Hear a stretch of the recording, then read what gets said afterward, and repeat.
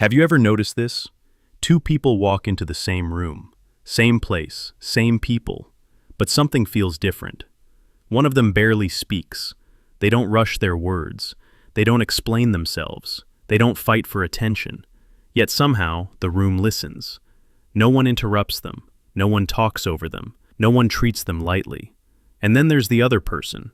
They speak faster. They explain more. They react immediately. And strangely, they get ignored.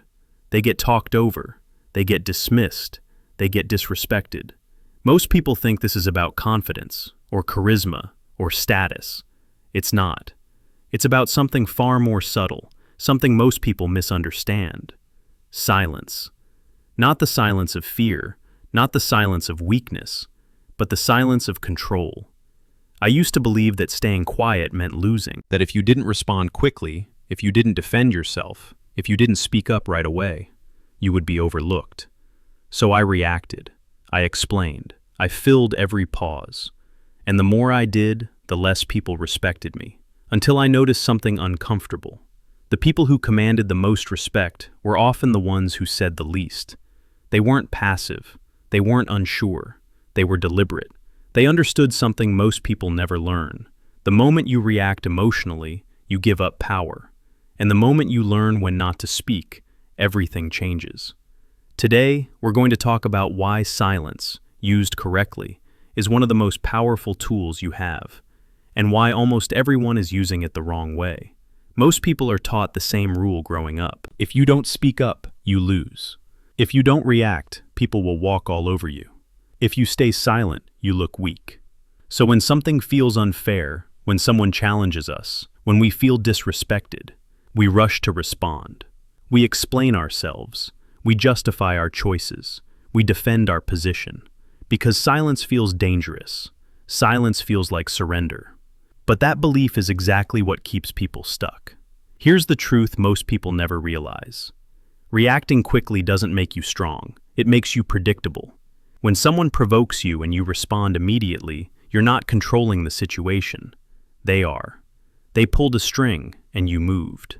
The faster you react, the easier you are to control. That's why arguments escalate. That's why disrespect repeats. That's why some people seem to push your buttons effortlessly.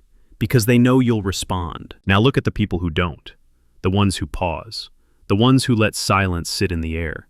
They don't rush to defend themselves. They don't fill the gap with explanations. And suddenly, the dynamic changes. The other person starts talking more. They start justifying themselves. They start feeling uncomfortable. Because silence creates uncertainty, and uncertainty shifts power. This is where most people get it wrong. They think silence is doing nothing. It's not. Silence is refusing to play the role someone else assigned you. It's saying, without words, I'm not reacting on your terms. Power isn't about speaking the loudest. It's about deciding when to speak. And the moment you stop treating silence as weakness, you begin to see it for what it really is, a psychological advantage. But understanding this is only the first step. To use silence effectively, you need to understand what's actually happening beneath the surface. Because silence doesn't work by accident. It works because of how the human mind responds to it. And that's what we're going to break down next. To understand why silence is powerful, you need to understand how the human mind responds to pressure. Most people assume power comes from dominance, from control, from overpowering others. But real power doesn't work that way.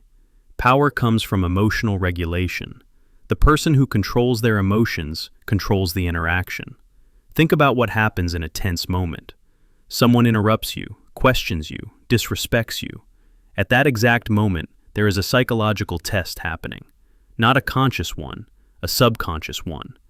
They are watching to see how you react. If you react immediately, raising your voice, defending yourself, explaining why they're wrong, you've revealed something important. You've shown that their action affected you. And in social dynamics, whoever affects the other person emotionally holds the advantage.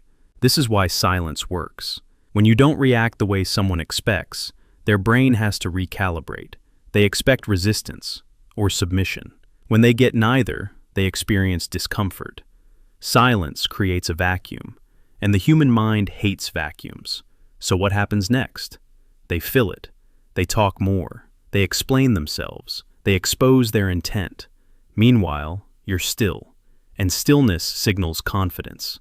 Not the loud kind, the settled kind. The kind that doesn't need validation. This is why people who talk the most often feel the least secure. Talking becomes a way to manage anxiety, to regain control, to avoid discomfort. Silence does the opposite. It forces discomfort outward. Let's look at this in real situations. In a meeting, the person who rushes to respond often sounds defensive. The person who pauses before speaking sounds deliberate. In an argument, the person who keeps talking is usually trying to win. The person who goes quiet is usually observing. And observation is power. Because once you're no longer reacting, you're choosing. You're choosing when to speak, what to say, and whether the moment even deserves your response. This is the part most people miss. Silence isn't passive. It's active restraint. It's the decision to not give away emotional leverage. And once you understand this, you start to notice something interesting.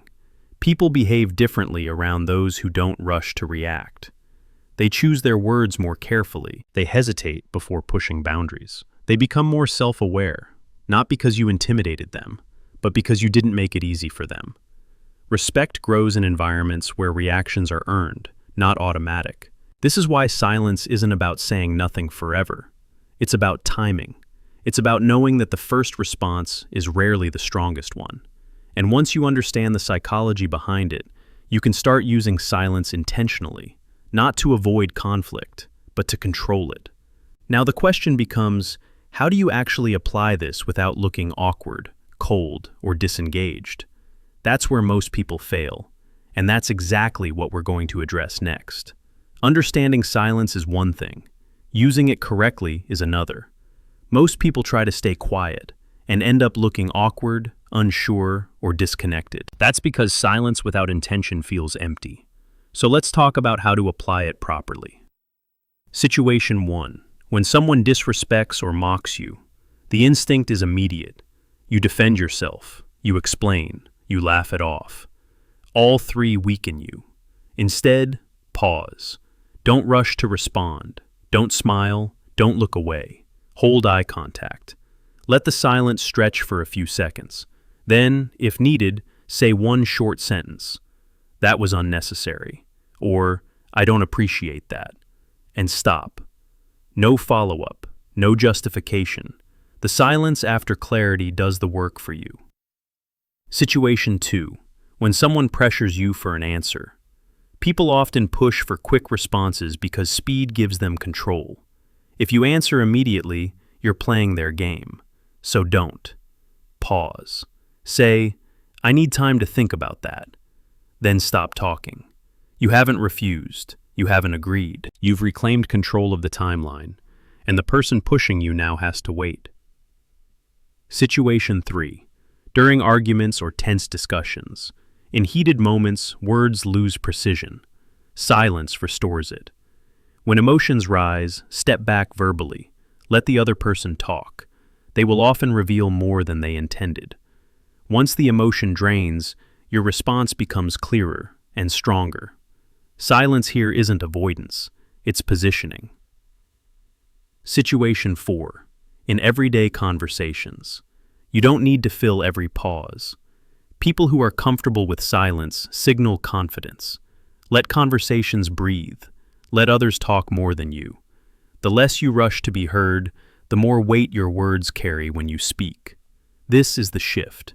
Silence stops being something you fear and becomes something you use, not to dominate, but to stabilize the dynamic in your favor. Once you apply this consistently, something subtle happens.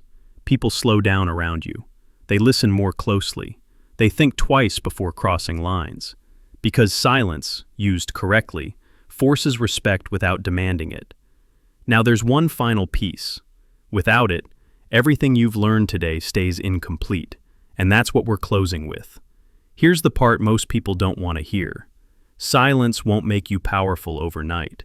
It won't magically fix every relationship, and it won't feel comfortable at first.